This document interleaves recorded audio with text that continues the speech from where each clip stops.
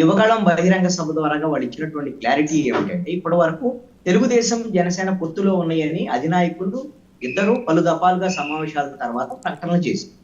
కానీ ఇద్దరు కలిసి వెళ్తారు లేదు ఇలాంటి అనుమానాలని సృష్టించేటువంటి ప్రయత్నం అయితే వైఎస్ఆర్ కాంగ్రెస్ పార్టీ చేస్తుంది. ఈ అంశంలో ఒక క్లారిటీ ఇవ్వటం కోసమే మేమిద్దరం మా మధ్య ఏ విధమైనటువంటి విభేదాలు లేవు, ఖచ్చితంగా కలిసి వెళ్తాం, మేము క్లారిటీగా ఉన్నాం, ఉమ్మడి మేనిఫెస్టో ఈ ప్రభుత్వం కన్నా మంచి పాలన అందిస్తాం అనేటువంటి ఒక స్పష్టతని యువగళం నవశకం ఆ సభలో ఇవ్వటం అనేటువంటిది జరిగింది. అయితే ఆ సభలో పవన్ కళ్యాణ్ మాట్లాడినటువంటి తీరు, మాట్లాడినటువంటి ఆయన జోష్ కనపడలేదు అనేటువంటి అంశం అయితే అది ఉందండి చర్చ. ఎందుకు ఉంది అని అంటే పవన్ కళ్యాణ్ మాట్లాడినటువంటి సభ అది తెలుగుదేశం పార్టీ సభ.